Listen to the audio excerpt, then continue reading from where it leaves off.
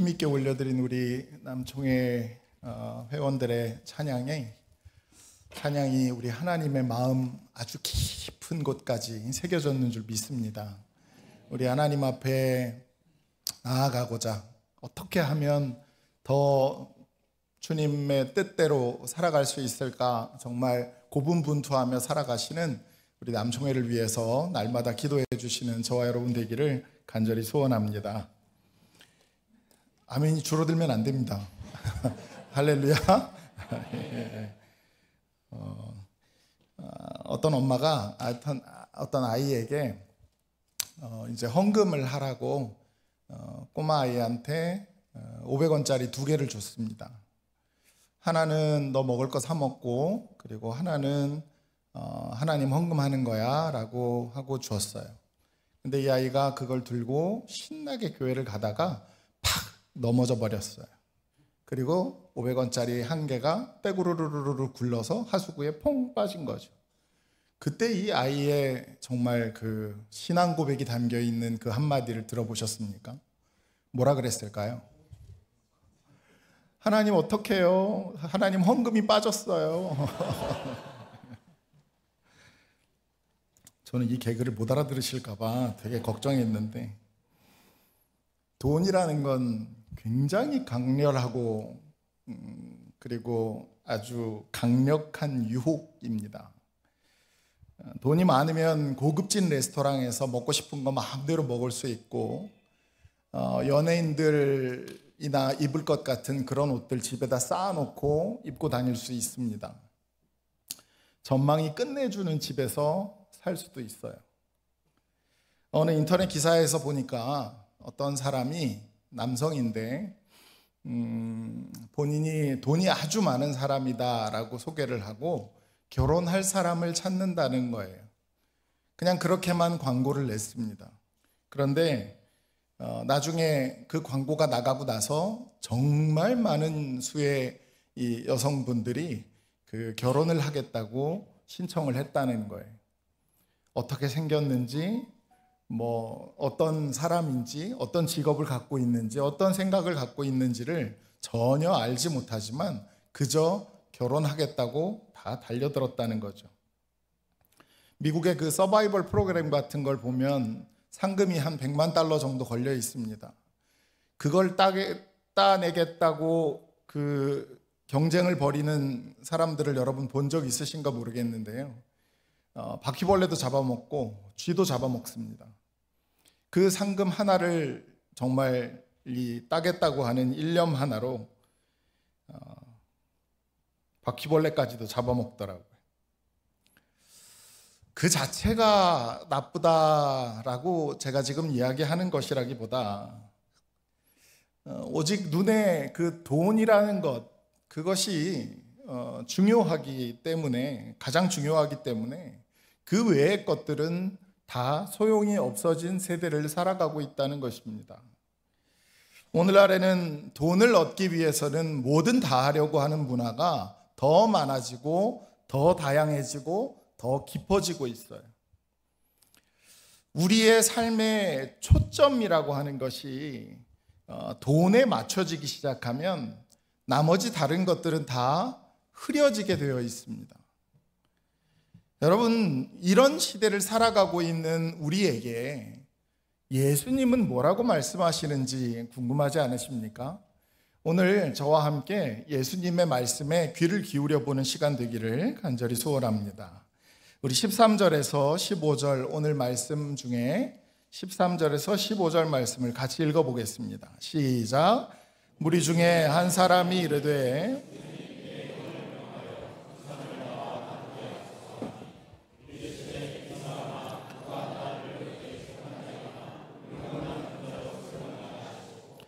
그들에게 이르시되 삼가 모든 탐심을 물리치라. 사람의 생명이 그 소유에 넉넉한 데 있지 아니하라. 아멘. 12장을 처음부터 읽어가기 시작하면 거기에서 예수님께서 아주 중요한 이야기들을 사람들에게, 많은 대중에게 그 이야기를 하시는 내용들이 나옵니다. 정말 중요한 이야기죠. 우리가 살아가면서 어떤 것을 두려워하며 살아가야 하는지, 또 인생에서 무엇이 가장 중요한 것인지, 또 하나님을 경외한다는 것은 어떤 것인지에 대해서 이 사람들에게 계속 그 말씀을 잘 전하고 계셨는데, 그런데 갑자기 그 중간에 전혀 앞뒤 문맥과 상관이 없는, 갑자기 이 상관없는 오늘 본문의 내용이 중간을 탁 치고 들어온 겁니다. 수많은 사람들에게 가르치고 있을 때 중간에 누가 끼어들듯이 예수님에게 요청한 거예요. 뭐라고 요청하던가요? 선생님, 내 형에게 말씀하셔서 나와 유산을 나누게 하라 하십시오. 지금 예수님의 가르침과는 전혀 상관이 없는 자신의 상황을 이야기하면서 내 형더러 유산 좀 나누게 해달라고 지금 요청하고 있는 겁니다. 좀 난감한 상황이셨겠죠. 아마 상상컨대 예수님은 좀 난감한 표정을 지으셨을 것 같습니다.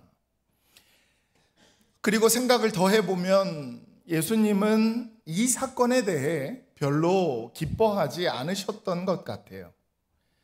사실 이건 어떤 한 개인의 이야기가 아니라 우리 모두에 관한 이야기일 수 있기 때문입니다. 내가 내 삶의 문제, 돈 문제, 이런 것에 사로잡히기 시작하면 예수님이 지금 나에게 뭐라고 말씀하시는지, 지금 나에게 뭘 이야기하고 싶어 하시는지가 별로 중요해지지 않습니다. 형이 지금 재산을 나눠야 되는데, 유산을 나눠야 되는데 그걸 나누지 않고 있다는 것. 그러니까 예수님, 이 사람에게 있어서는 예수님이 뭘 말씀을 하시는지, 또는 예수님이 어떤 사람인지, 지금 내 앞에 있는 이분이 어떤 존재인지에 대해서 생각이 들지 않는 거예요. 그저 돈 문제가 앞서 있는 것입니다. 혹시 지난주에 우리의 삶이 그렇지는 않았나요?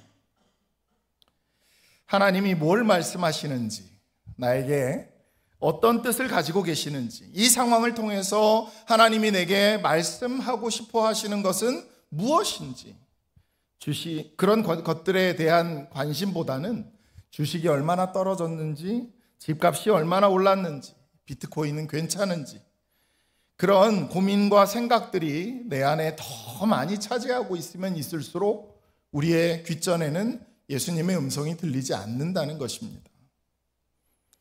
내 돈 얘기만 하나님 앞에 하고 있을 뿐인 거예요. 예수님은 그 사람의 상황을 귀 기울여 잘 들으신 것 같지는 않아 보입니다. 그런데 분명히 간파하셨어요. 그래서 뭐라고 말씀하시냐면 모든 탐심을 물리쳐라. 이 말씀만 봐도 예수님은 이미 알고 계시는 것 같아요.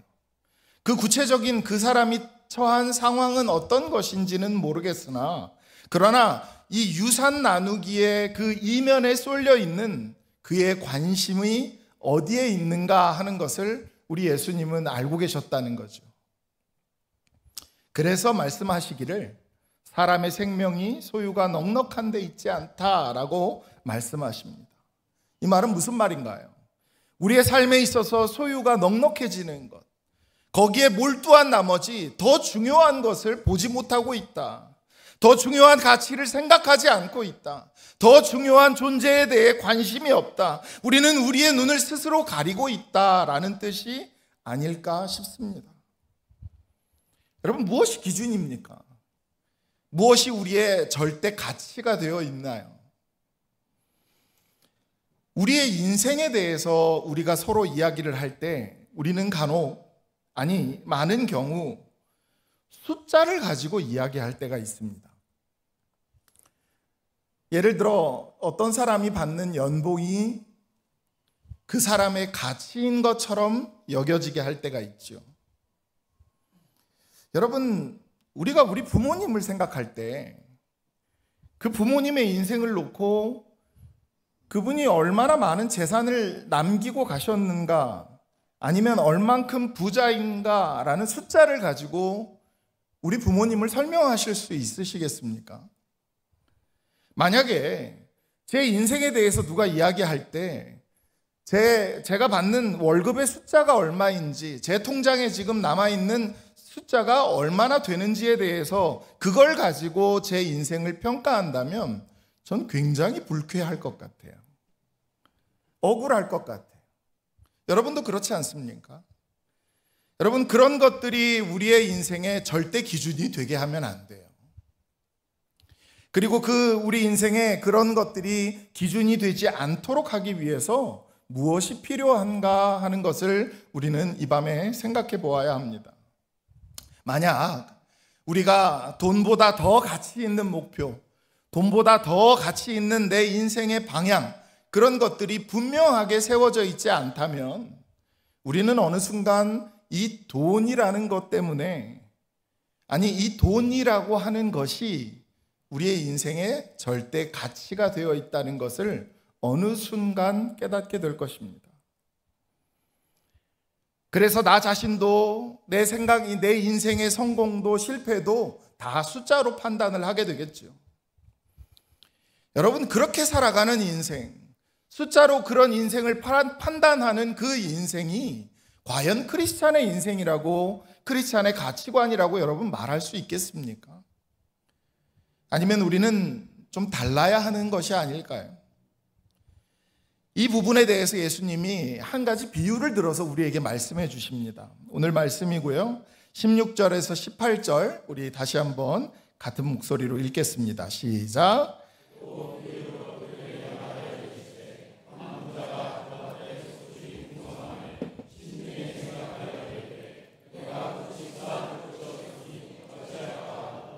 또 이르되 내가 이렇게 하리라.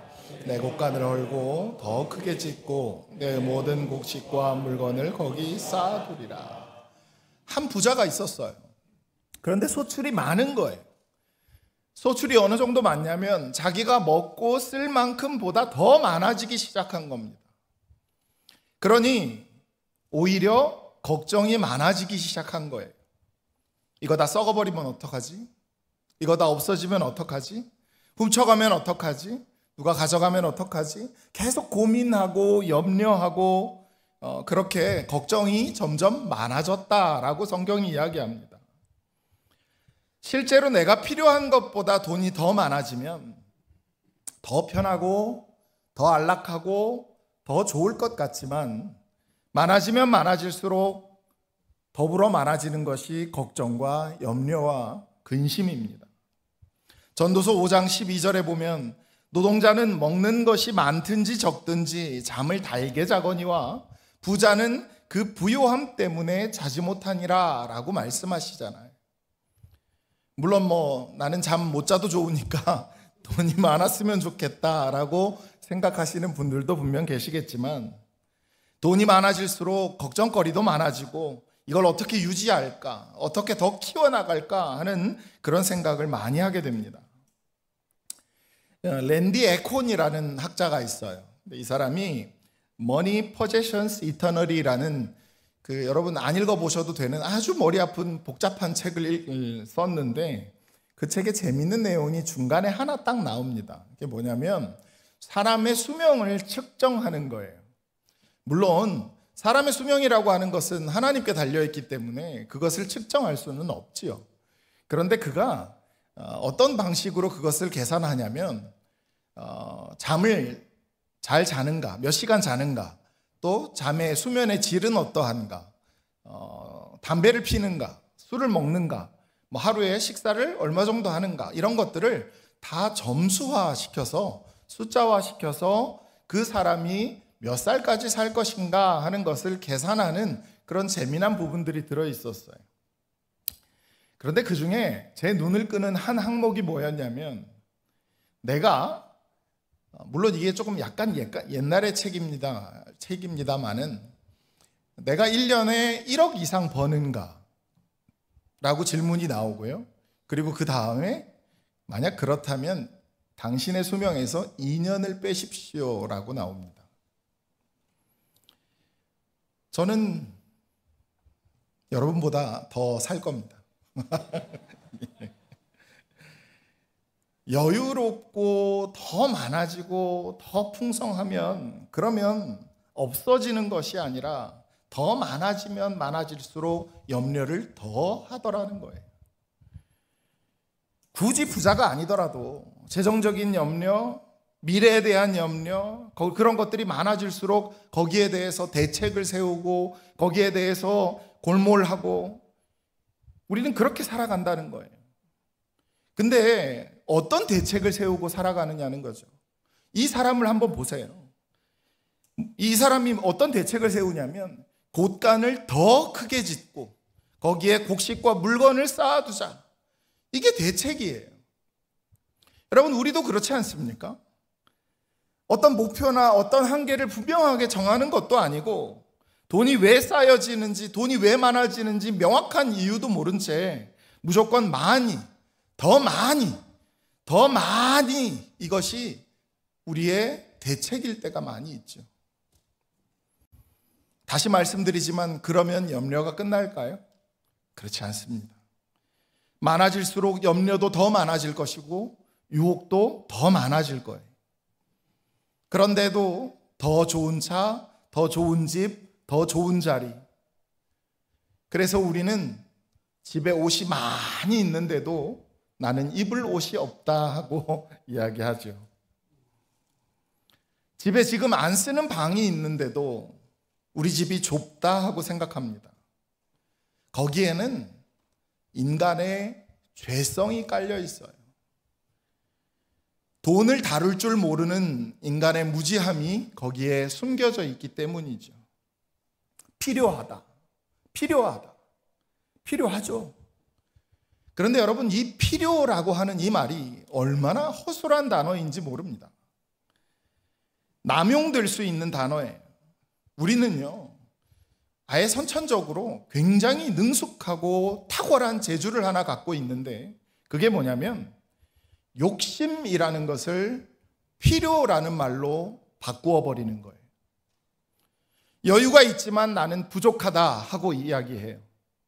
예를 들어 나는 차가 있는데도 불구하고 최근에 새로 나온 차를 꼭 매입하고 싶어지는 거죠. 그리고 그걸 가지고 하나님께 묻지도 않아요. 천사가 나타나서 안 돼! 라고 소리 지르기 전까지는 그냥 진행하는 겁니다. 그리고 그 모든 모습들을 스스로 합리화하는 거예요. 그게 오늘날 이 자본주의 세대를 살아가고 있는 저와 여러분 그리고 모든 크리스찬들을 포함한 삶의 모습이라는 거죠. 부족하다고 느껴요. 부족하다고 느낄수록 덜 써야 하는데 소비를 더 합니다. 채워질 거라고 생각하고 더 소비를 해요. 욕망을 채우려는 그 끊임없는 시도는 결국 나중에 빚만 우리에게 안겨줄 뿐이죠. 그런데 여러분 꼭 기억하세요. 소비라는 것으로는 이 불만족이 해결될 수가 없습니다.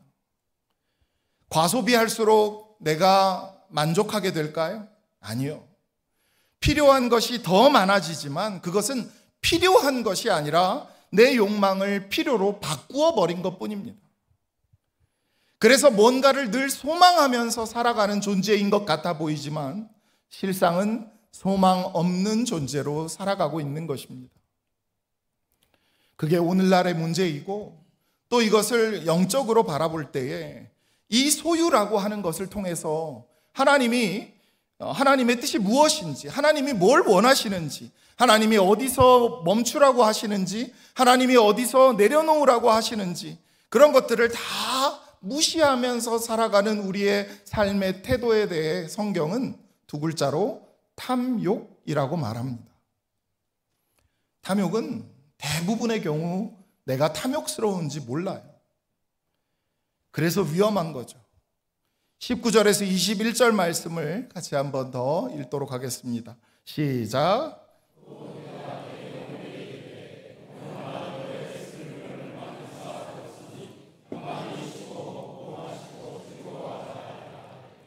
하나님은 이르시되 어리석은 자여 오늘 밤에 내 영혼을 도로 찾으리니 그러면 내 준비한 것이 누구의 것이 되겠느냐 하셨으니 자기를 위하여 재물을 쌓아두고 하나님께 대하여 부요하지 못한 자가 이와 같으리라. 아멘. 진짜 중요한 준비를 하지 못하는 거예요. 진짜 봐야 할 것을 보지 못하는 것입니다. 이 남자가 유산 가지고 형이랑 지금 다투고 있어요. 그런데 그 유산이라고 하는 건 그 남자에게 있어서 하나의 돈이라는 것밖에 의미를 갖고 있지 않아요. 하지만 여러분, 그가 오늘 밤에 죽는다고 쳐봅시다. 그러면 그 가진 돈이, 그 유산이라고 하는 것이 누구에게 갈까요? 물론 자녀에게 갈 수도 있고 또 다른 상황이 처할 수도 있겠죠. 그러나 그 상황은 어떻게 될지 아무도 모르는 것입니다. 모든 소유라고 하는 것은 내 생각과 같이 흘러가지 않아요. 이 사람은 유산이라고 하는 것을 생각할 때 그냥 돈만 생각한 겁니다. 액수를 생각한 거예요. 나에게 얼마가 들어올 것인가? 형과 형이 얼마나 나눠줄 것인가? 그래서 내 통장에 얼마가 남겨지게 될 것인가? 그 유산에 담겨져 있는 의미는 그 사람에게 있어서는 숫자밖에 되지 못하는 것입니다.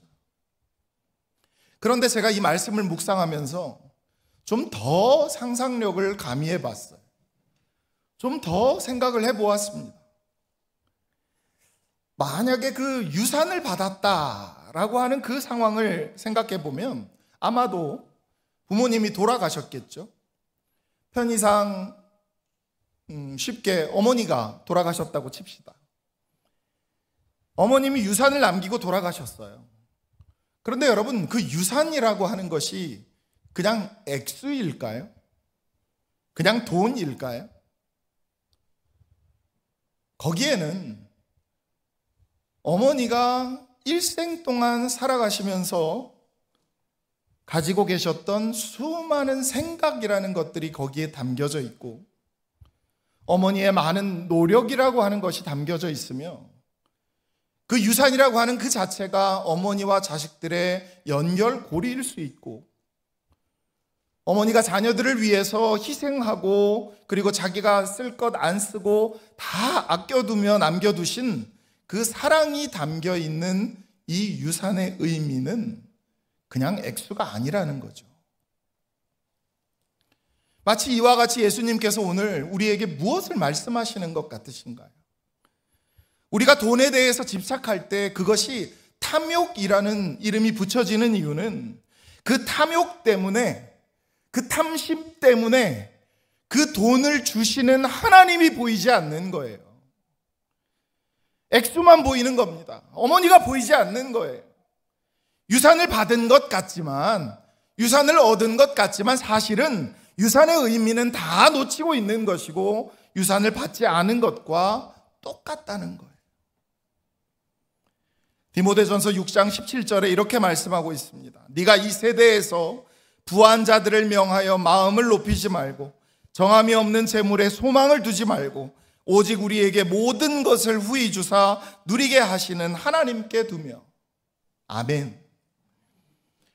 돈만 버는 게 아니라 그 돈을 나에게 후히 주시는 그 하나님이 나를 사랑하시는 것, 나를 통해 원하고 계시는 것, 나를 위하여 희생하시는 것, 나와 친밀한 관계를 갖고 싶어 하시는 것, 나와 소통하기를 원하시는 것, 나와 연합하여 하나가 되기를 원하시는 것, 나에게 여전히 은혜를 베푸시고 싶어 하시는 그 하나님을 바라보라.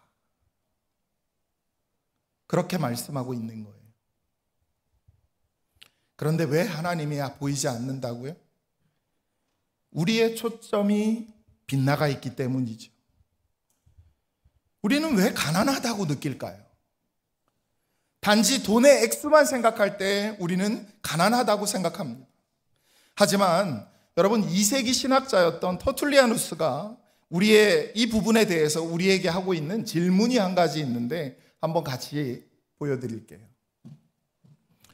저랑 같이 한번 읽어보겠습니다. 시작.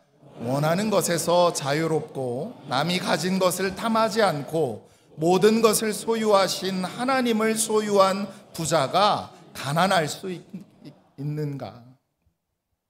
모든 것을 주신 하나님을 소유한 부자가 가난할 수 있을까요? 오히려 많이 가졌지만 더 많이 가지려고 하고, 항상 부족한 걸 채우기 위해서 소비하고, 그래도 더 배고프고, 그런 사람이 가난한 사람 아닐까요? 이 2000년의 세월을 뛰어넘어 이 신학자가 하는 이 질문에 대해 우리는 뭐라고 대답할 수 있겠습니까? 왜 하나님이 내 삶에 일하고 계시는 것이 보이지 않을까요? 왜 하나님이 나를 향하여 사랑하시고 은혜를 베푸시고 내 삶을 인도하시는 그 손길이 왜 느껴지지 않는 걸까요? 왜 하나님이 나에게 말씀하시는 것이 음성으로 들려지지 않는 걸까요? 왜 하나님의 손만 보이고 우리는 하나님의 얼굴을 볼 수 없는 걸까요? 탐심이 그것을 보지 못하게 하고 있기 때문입니다. 여러분, 이런 설교는요, 오늘 이 설교뿐만은 아닙니다만은 이 말씀이 정말 나에게 하는 말씀이고, 이 말씀이 정말 나에게 하나님이 요구하시는 말씀이라면 여러분 불편하셔야 돼요. 내 안에 탐욕이 뭔지, 내가 왜 하나님을 느끼지 못하고 내가 왜 하나님을 보지 못하는지, 내 눈을 가리고 있는 것은 무엇인지, 내가 어디서 절제해야 하고 내가 뭘 포기해야 하는지,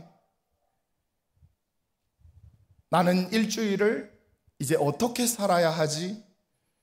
여러분 불편하셔야 합니다. 그런데 오늘도 설교 잘 들었다, 역시 박지훈 목사는 소리를 지를 때 맛이 좋아, 이런 생각을 혹시나 하시면서 그래서 마음에 불편이 없다면 여러분의 마음에 탐심이라고 하는 것이 어느 날 어느 순간에 장악해 버렸기 때문일 수 있습니다. 왜냐하면 보이지 않으니까, 들리지 않으니까.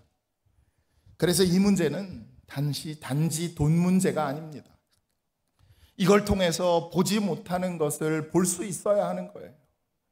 나에게 주신 하나님의 손길뿐만 아니라 하나님을 볼 수 있어야 하는 줄 믿으시길 바랍니다. 그 하나님과의 사귐, 그 하나님의 음성, 그 하나님이 내 삶에 어떤 뜻을 가지고 계시며 하나님이 지금 나에게 무엇을 말씀하고 계시고 어떤 일을 내 안에 행하고 계시며 나와 어떤 역사를 이루어가고 싶어 하시는지, 그 하나님의 손길과 그 하나님의 얼굴이 우리의 영혼으로 보여지기 시작할 때, 그때 비로소 우리는 부요해지는 줄 믿으시기를 바랍니다. 그런 사람은요 절대로 가난해질 수 없습니다.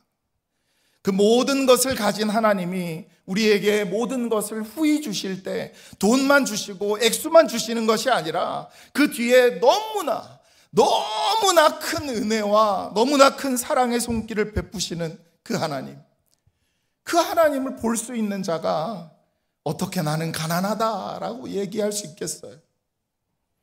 사랑하는 여러분, 저는 저와 여러분이 날마다 매 순간마다 그 주님을 바라볼 수 있게 되기를 축복합니다. 하나님으로 인해서 저와 여러분이 부요해지기를 원해요.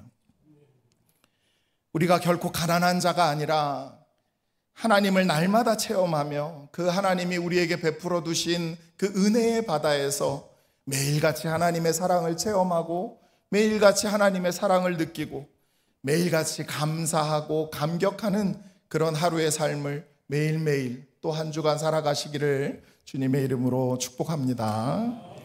우리 같이 찬양하시겠습니다.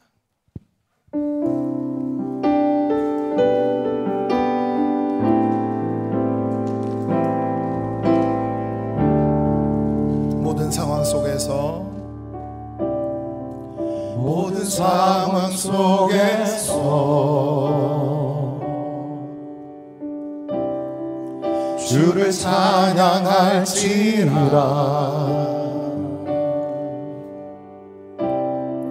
주는 너의 큰 상급,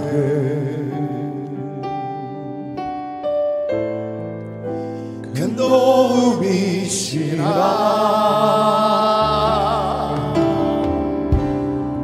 주의 얼굴 구할 때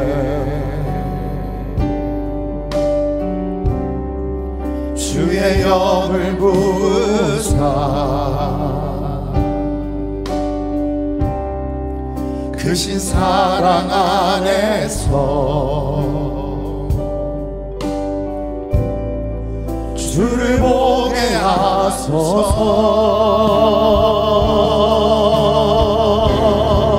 내 영혼이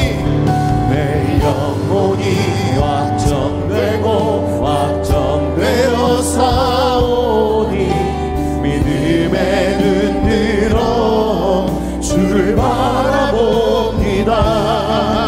내 영혼이 확정되어 사오니 믿음에 눈 들어 주를 바라봅니다. 우리 처음부터 다시 한번 들으십시다. 모든 상황 속에서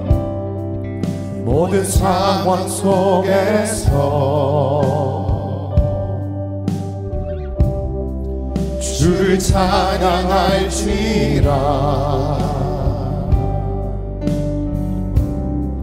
주는 너의 그 상급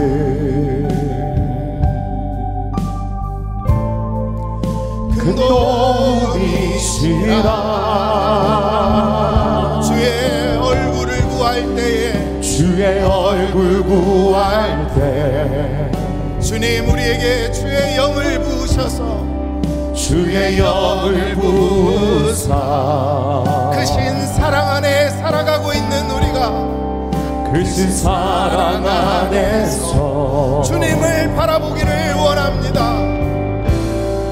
주를 보게 하소서.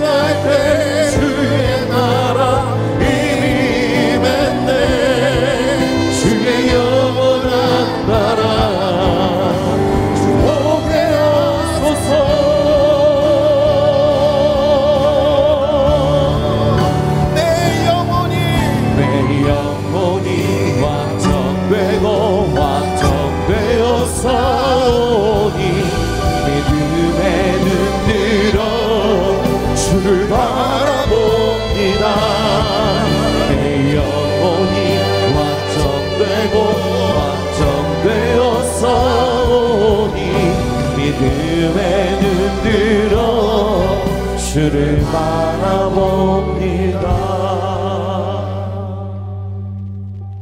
우리 같이 기도할까요? 주님, 돈 없이는 살아갈 수 없을 것 같은 이 각박한 세상 속에서 주님 안에 믿음을 지키며 살아가는 것이 얼마나 어려운지 아시죠? 우리가 돈과 물질 앞에 설 때에 우리가 누구인지, 우리가 어떤 존재인지 잊지 않는 믿음의 자녀 되게 하여 주시옵소서. 탐욕의 전쟁터 속에서도 믿음의 눈을 들어 주를 바라보는, 어떤 상황에도 주의 얼굴을 구하며 주의 인도함을 받는 믿음의 인생들이 되게 해달라고 주여 한번 부르시고 합심으로 뜨겁게 기도하며 나아갑니다.